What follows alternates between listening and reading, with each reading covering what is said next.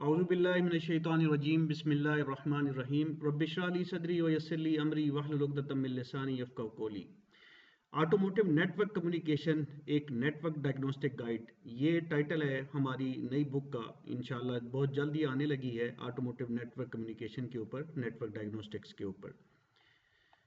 इसमें जो हम डिस्कस करने जा रहे हैं, जो चैप्टर्स अभी जिन पे काम भी हो चुका हुआ है, उनमें जो पहला बाब है उसके अंदर हम ऑटोमोटिव नेटवर्क्स का तारुफ पेश करेंगे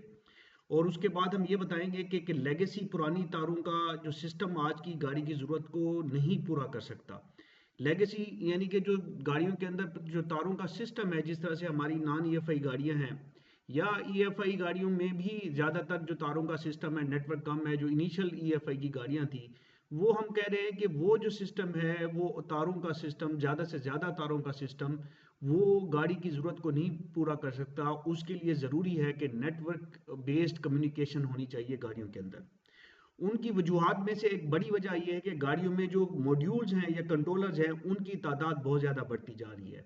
पाकिस्तान असम्बल गाड़ियों में अभी जो 2018 से ऊपर के मॉडल है, उनमें फुली फीचर्ड जो गाड़ियां हैं, उनमें कम से कम 20 से 30 जो कंट्रोलर्स हैं या मॉड्यूल्स हैं या जिनको आप ईसीयूज कहते हैं, उनकी तादाद 20 से 30 के बीच आ चुकी हुई है। जबकि जब आप बाहर की गाड़ियों को देखते हैं तो बाहर की गाड़ियों के जो इनिशियल मॉडल 2000 के शुरू में अवाइल में जो मॉडल आए थे, उनके अंदर 20 या 30 मॉड्यूल्स लगे हुए थे, कंट्रोलर्स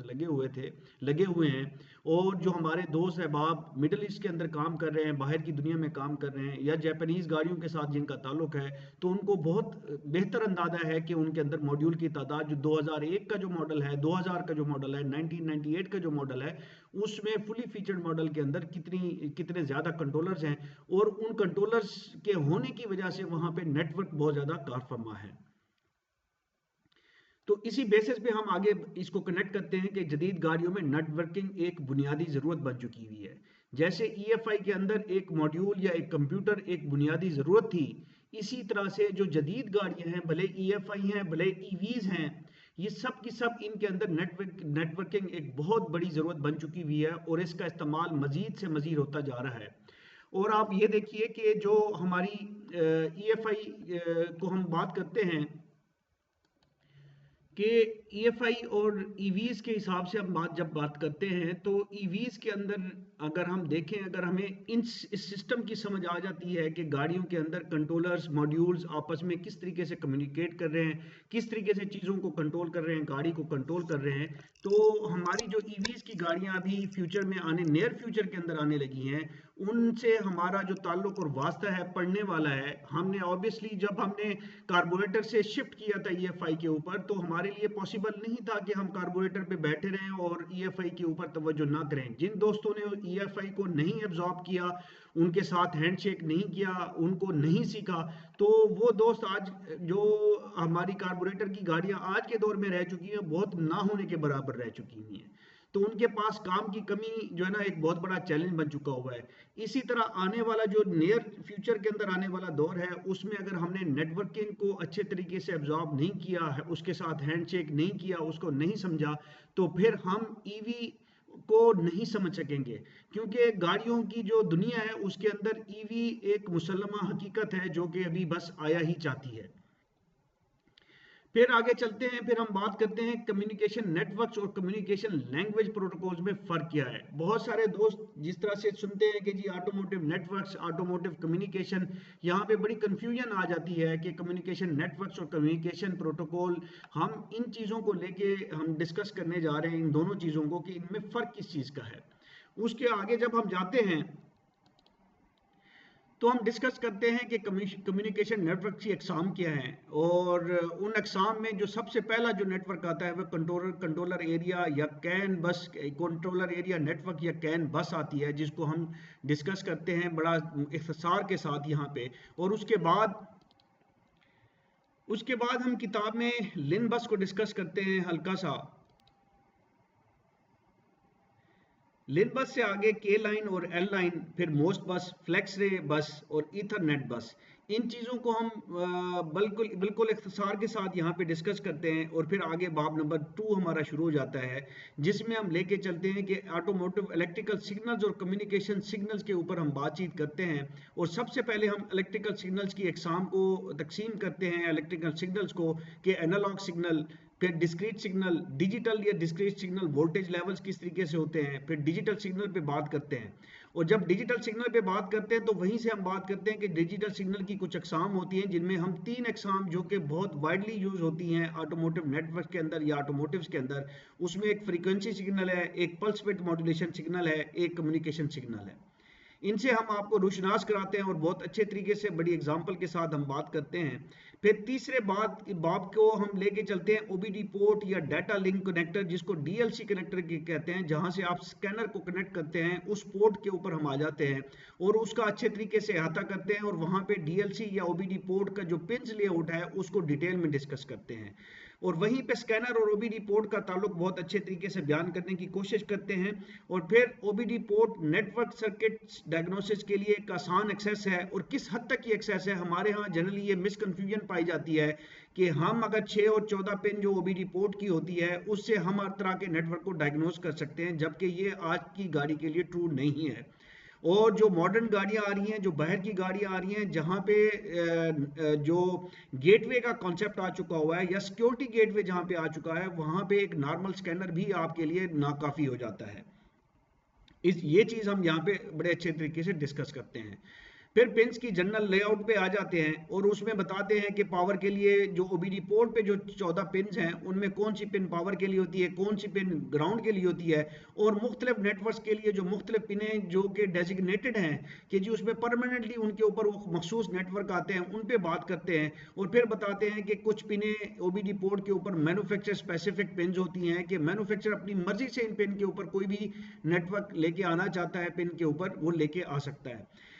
अमूमी तौर पे जिन दोस्तों ने ओबीडी पोर्ट को अच्छे तरीके से देखा है तो उनको पता है कि इन पोर्ट्स के ऊपर जो 14 पिन है वो सारी की सारी इस्तेमाल नहीं होती, और जो पुरानी गाड़ियां हैं उसमें बमुश्किल 4 से 5 जो है ना पिनें इस्तेमाल होती हैं, बाकी सारी पिनें ब्लैंक होती हैं। और इवन उसके अंदर जो मेटालिक पॉइंट होता है उन ओबीडी पोर्ट के ऊपर वो भी नहीं मौजूद होता।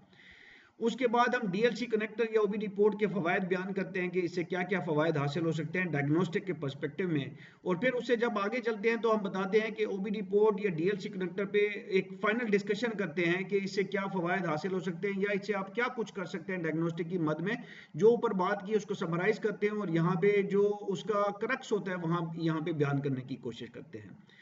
बाब नंबर 4 में फिर हम स्टार्ट लेते हैं दोबारा से हाई स्पीड कैन बस को, उसकी डिटेल्स के ऊपर। अब ये पूरा चैप्टर है हाई स्पीड कैन बस का, जो पहला चैप्टर जिसमें हमने इंट्रोडक्शन की थी वहां पे हम जस्ट जो मुख्तलिफ नेटवर्क है वहां पे हम उनका इंट्रोडक्शन देते हैं एक एक पैरे का। यहाँ पे हमने पूरा बाब दिया है जो कि हाई स्पीड कैन बस के ऊपर है, जिसको सी कैन भी कहा जाता है, इसको एफ कैन भी कहा जाता है, इसके बहुत सारे नाम है जिसका आगे चल के हम डिस्कशन करते हैं। कैन बस का जो मुख्तसर तारुफ हम यहाँ पे पेश करते हैं कि जी कैन बस है क्या चीज़, किस लिए होती है, और फिर हम आ जाते हैं कि हाई स्पीड कैन बस या सी कैन जिसको भी कह लें उसकी खसूसियात क्या हैं। उसकी खसूसियात में हम जो उसका सिग्नल बनता है जिसको वेव फॉर्म भी कहते हैं, या जो ग्राफ बनते हैं आपने देखे होंगे यूट्यूब के ऊपर, उसका स्ट्रक्चर क्या होता है उसको हम डिस्कस करते हैं। और फिर इस बस के जो वोल्टेज लेवल्स हैं उनको हम डिस्कस करते हैं और बस की टर्मिनेटिंग रेजिस्टेंस को हम डिस्कस करते हैं। और फिर उसी यहीं पे हम बात करते हैं बीच में कि नेटवर्क्स और गेटवेज का आपस में क्या ताल्लुक है और ये क्या चीज़ें हैं गेटवेज, और फिर सेंट्रल गेट कन्फिग्रेशन क्या होती है, और उस अगर वो मौजूद हो गाड़ी के अंदर तो उसमें हमारे जो डायग्नोसिस पे उस पर क्या इफेक्ट पड़ेगा। इसके बाद हम चले आते हैं हाई स्पीड कैन बस के diagnosis, step by step diagnosis के ऊपर, जिसमें हम एक एक चीज़ को प्रॉपर तस्वीरों की मदद से हम बताते हैं और मल्टीमीटर के साथ और ऑसिलोस्कोप के साथ कि शार्ट टू पावर या शार्ट टू ग्राउंड के जो डायग्नोसिस है वो किस तरह से किए जाएंगे, कैसे आइडेंटिफाई करेंगे कि ये शार्ट टू पावर है या शार्ट टू ग्राउंड है आपका जो हाई स्पीड कैन बस है, या ओपन सर्किट हुई हुई है, या इसमें और कोई मसाइल हैं उनके ऊपर हम डिटेल में डिस्कस करते हैं। इसके बाद आखिर में हम हाई स्पीड कैन बस के इस्तेमाल के जो एरियाज हैं ऑटोमोटिव के अंदर के किन एरियाज में हाई स्पीड कैन बस को इस्तेमाल किया जाता है और उनके क्या फ़वायद हैं उनको डिस्कस करते हैं। इससे जब हम आगे बढ़ते हैं तो बाब नंबर 5 है जिसके ऊपर हम लो स्पीड कैन बस या बॉडी कैन या बी कैन के ऊपर हम डिस्कशन करते हैं। पूरा चैप्टर है ये कंप्लीट। इसके ऊपर हम आ जाते हैं। और ये याद रखिए कि हमारे यहाँ एक मिसकन्फ्यूजन पाई जाती है कि कैन बस सिर्फ एक ही कैन बस है, जबकि कैन बस की अच्छी खासी किस्में हैं और उसमें हाई स्पीड कैन बस एक किस्म है और लो स्पीड कैन बस एक किस्म है। जनरली हमारे यहाँ ये मिसकंसेप्शन है कि हाई स्पीड और लो स्पीड का जब लफ्ज आता है तो वो लोग समझते हैं कि ये बात हो रही है हाई कैन वायर की और लो कैन वायर की, जबकि ऐसा नहीं है। दोनों कैन बस के अंदर दो वायरें होती हैं और दोनों कैन बस के अंदर दोनों का नाम हाई स्पीड कैन और हाई कैन बस और हाई कैन वायर और लो कैन वायर होता है। जबकि जो लो स्पीड कैन बस है और हाई स्पीड कैन बस है, ये टोटली दो डिफरेंट नेटवर्क हैं। यहाँ पे हम डिटेल में उसको डिस्कस करते हैं। बस का मुख्तसर तारुफ पेश किया जाता है और उसके बाद लो स्पीड कैन बस या सी कैन बस की अगेन खसूसियात हम बयान करते हैं। जैसे हमने ऊपर हाई स्पीड कैन बस की डिस्कस की थी, जिसमें सिग्नल का स्ट्रक्चर है, बस वोल्टेज लेवल है। वोल्टेज लेवल में एक डेविएशन के ऊपर बात करते हैं कि जी जो लो स्पीड कैन बस है उसके अंदर एक डेविएशन भी है वोल्टेज लेवल के अंदर, उसको हम डिस्कस करते हैं और बस टर्मिनेटिंग रेजिस्टेंस के बारे में बात करते हैं। और फिर हम आगे चले आते हैं लो स्पीड कैन बस के डायग्नोसिस के ऊपर। और आखिर में हम लो स्पीड कैन बस के इस्तेमाल के जो गाड़ी के अंदर एरियाज हैं और उनसे रिलेटेड कुछ फवायद के ऊपर बातचीत करते हैं। इसके बाद जो हमारा प्लान है वो ये छठे चैप्टर के अंदर हमने कैन फ्लेक्सिबल डाटा रेट, जिसको कैन एफडी कहते हैं, जो कि अब बहुत सारी गाड़ियों में, पाकिस्तान की गाड़ियों में भी कैन एफडी आ चुका हुआ है। ये भी कैन की एक किस्म है, कैन एफडी के नाम से आती है। और इसका फिर हमने तारुफ, इस पे थोड़ा सा काम हमने करना है और अभी तक इस बुक के अंदर ये हमने मैंडेट अभी इसके अंदर नहीं डाला हुआ इसका कंटेंट, लेकिन इसके ऊपर काम जारी है। इंशाल्लाह बहुत जल्द इसको हम कंप्लीट करेंगे। कैन एफडी का तारुफ, कैन एफडी की खसूसियात और फिर उसी तरह से communication signal structure, bus voltage level, बस टर्मिनेटिंग रेजिस्टेंस और कैन एफडी बस के जो डायग्नोसिस हैं स्टेप बाय स्टेप, उनके ऊपर हम डिस्कशन करेंगे इंशाल्लाह। फिर बाब नंबर 7 में हम प्लान कर रहे हैं कि लोकल इंटरकनेक्ट जो नेटवर्क है, जिसको हम कहते हैं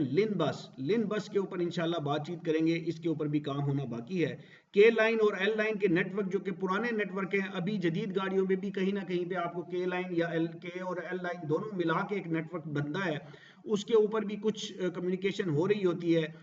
लेकिन कुछ गाड़ियों में बिल्कुल ही इसका इस्तेमाल ख़त्म हो चुका हुआ है। ताहम इसके ऊपर हम डिस्कशन करेंगे क्योंकि बहुत सारी पुरानी गाड़ियां, उनके अंदर के लाइन अभी तक इस्तेमाल होती है। बाब नंबर 9 में हम प्लान कर रहे हैं कि फ्लेक्स रे एक नेटवर्क है जो हमारे यहाँ की गाड़ियों में तो नहीं नज़र आता, लेकिन जो मॉडर्न गाड़ियाँ हैं, ख़ास तौर पे जो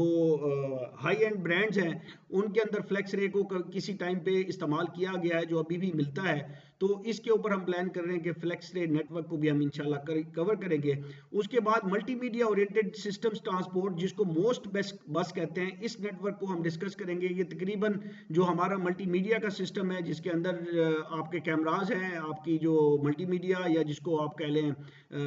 जो म्यूजिक सिस्टम लगे होते हैं, वो सारे के सारे मोस्ट बस के ऊपर काम कर रहे होते हैं। और कुछ जगहों पे कुछ मैन्युफैक्चरर ने जो हाई एंड गाड़ियों के हैं, उस मोस्ट बस को इसके अलावा भी कुछ सिस्टम के अंदर इस्तेमाल किया है। तो इसको हम प्लान करें कि इसको हम यहाँ पे रखेंगे। बाब नंबर 11 के ऊपर हम प्लान कर रहे हैं ईथरनेट बस को, और इसी के अंदर हम इंशाल्लाह DOIP को भी डिटेल में डिस्कस करेंगे इसी चैप्टर के अंदर। और फिर बाब नंबर 12 में हम आ जाते हैं, जिसके ऊपर काम मुकम्मल हो चुका हुआ है। ये है नेटवर्क वायरिंग टोपोलॉजी।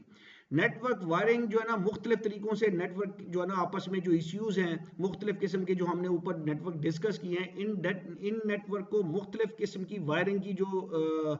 टेक्नोलॉजीज हैं या कह लें लेआउट्स हैं, उनके हिसाब से वायर किया जाता है। तो उनका पता होना बहुत ज़रूरी है, क्योंकि अगर हमें नेटवर्क वायरिंग टोपोलॉजी या नेटवर्क किस तरीके से वायर किया गया है, इस चीज़ का पता नहीं होगा, तो हमारे लिए डायग्नोसिस करना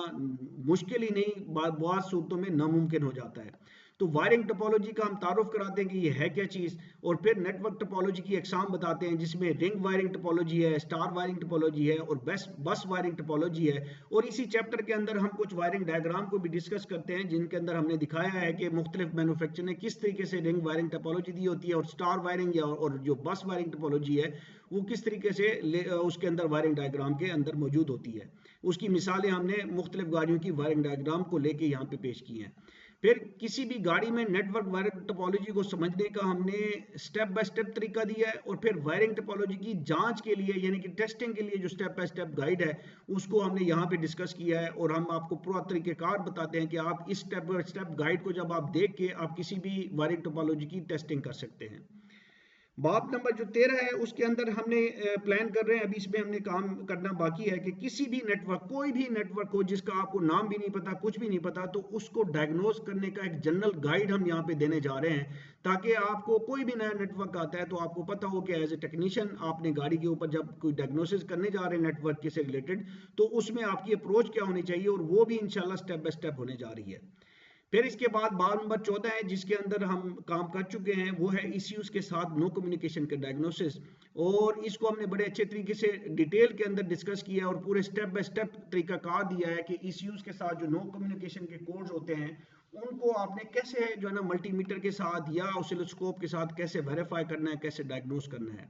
तो इस तरह से ये किताब इंशाल्लाह बहुत कारआमद होने वाली है, और हमारी कोशिश है कि हम इस बुक के अंदर ये सारी चीज़ें डालें। अगर पॉसिबल ना हुआ तो फिर हम प्लान कर रहे हैं कि हम इसके 2 वॉल्यूम करेंगे, एक वॉल्यूम को हम वॉल्यूम 1 करेंगे और दूसरे को वॉल्यूम 2 करेंगे, और वॉल्यूम 1 के अंदर जो चीज़ें हम अब तक कर चुके हैं जिसमें बेसिकली नेटवर्क, जो कैन नेटवर्क है, जितनी भी अकसाम है मासिव है कैन एफ डी के, वो सारी की सारी कवर होती हैं, वायरिंग टोपोलॉजी वगैरह भी कवर होती है, डायग्राम की डिस्कशन भी कवर होती है। तो उसको हम कोशिश कर रहे हैं कि वॉल्यूम 1 के अंदर एटलीस्ट हम जल्द से जल्द एक आध महीने के अंदर अंदर उसको निकाल लें। आई थैंक यू ऑल। अस्सलाम वालेकुम वरहमतुल्लाहि वबरकातुहू।